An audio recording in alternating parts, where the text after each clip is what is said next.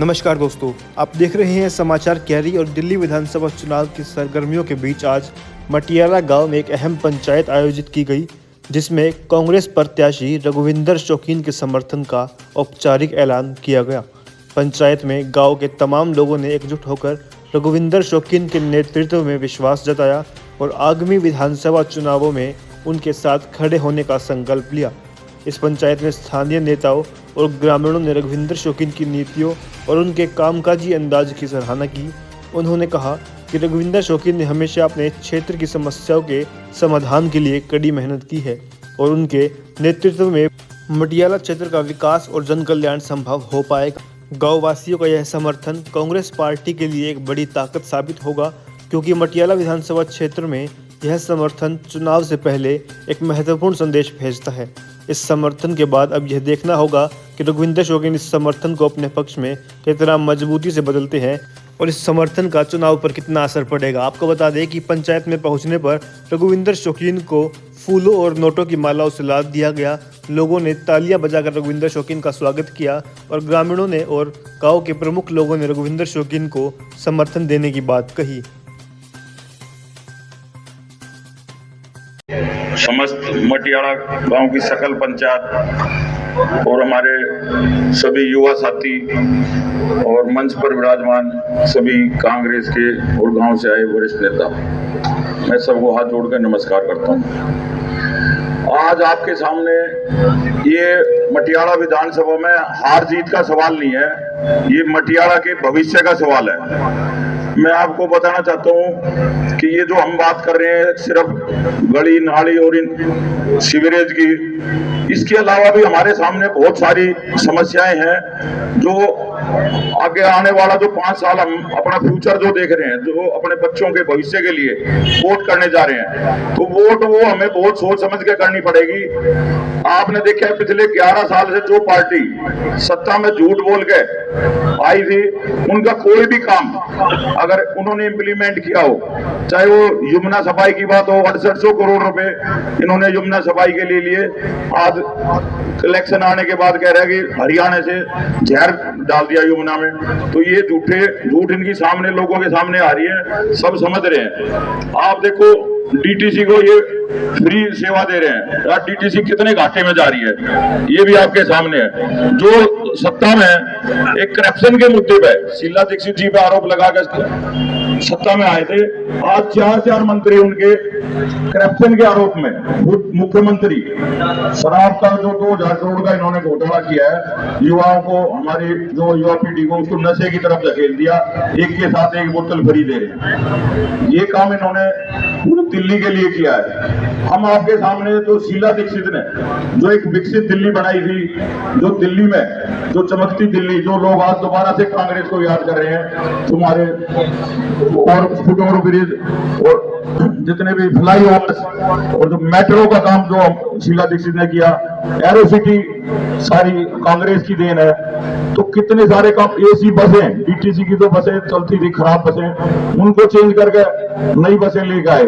आज बसों में भी इनके मंत्री घोटाले के चक्कर में पार्टी बदल गई। तो मैं आपको यही कहना चाह रहा हूं कि दिल्ली का विकास कांग्रेस के अलावा कोई दूसरी पार्टी नहीं कर सकती।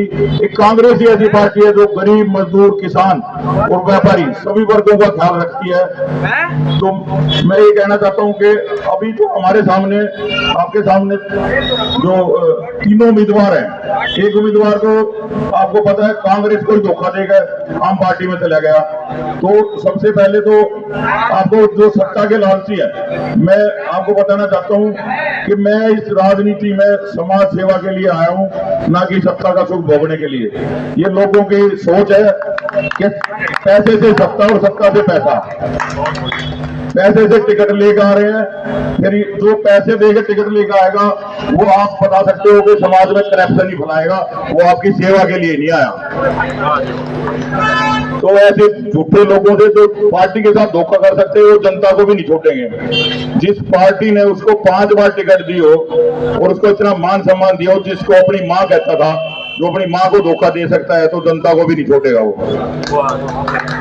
तो दिमाग से निकाल दिए कि वो आपकी सेवा के लिए आया है। मैं कह रहा हूँ अगर दिल्ली में विकास कर सकती है तो एक कांग्रेस पार्टी है जो आपके लिए 24 घंटे, मैं आपको कहना चाहता हूँ, वादा करके जा रहा हूँ, जो आप लोगों ने इतना मान सम्मान आज इस पंचायत में मेरे को दिया है, भाई राजपाल जी, मैं इस क्षेत्र में नया था, मैं आपको बताना चाहता हूँ, वहां पे वर्किंग हमारी ज्यादा थी छावला की तरफ, तो यहाँ से रूबरू हुए, इनके साथ आए, कांग्रेस के सारे लोगों को हमने जोड़ा, जो इन्होंने एक कार्यकर्ता जो होते हैं वो पार्टी की ताकत होते हैं, ये ताकत सारी बिखरी हुई थी कांग्रेस की।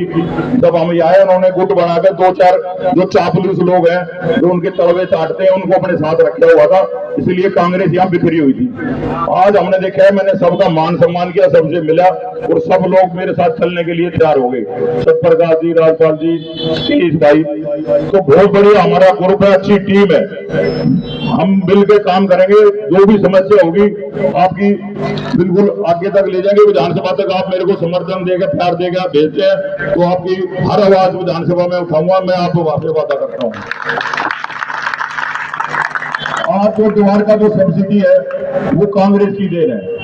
आज वहां पे एनक्रोचमेंट, एमसीडी में कितना करप्शन है आप देखते हो। कोई गरीब आदमी अपना घर बनाता है, सबसे पहले एमसीडी वाला जही जाकर खड़ा हो जाता है। 15 साल तो इन्होंने बीजेपी ने लोगों का खून चूसा, अभी आम पार्टी आ गई एमसीडी में। तो हमारी मेहनत का पैसा, मिडिल क्लास का पैसा ये फ्री में लोग आ रहा है, फ्री बिजली, फ्री पानी, क्यों भाई हमारे को लिए भी कोई योजना होनी चाहिए ना।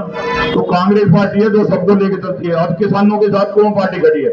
आप देखो किसान दिल्ली में बेचारे पे बुरा हाल कर दिया, दिल्ली में घुस रहे हैं। बीजेपी की बात कर रही ना कांग्रेस कर रही, सॉरी मैं आम पार्टी कर रही, अभी बताता हूँ।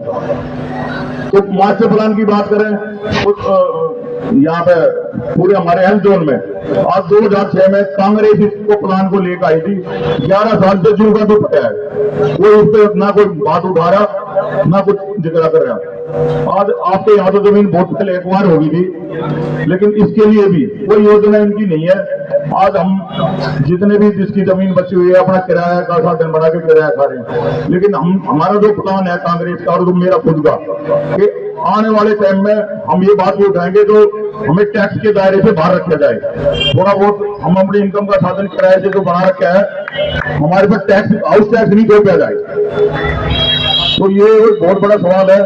तो मैं आपको यही विश्वास दिलाना चाहता हूँ कि मैं आपके हर वादे में खड़ा उतरूंगा।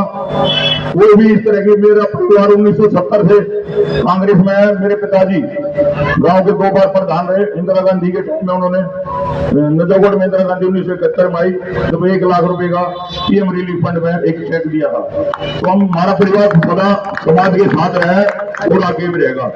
मैं इन शब्दों के साथ धन्यवाद करता हूँ। आप लोग आए, बहुत बहुत धन्यवाद जी।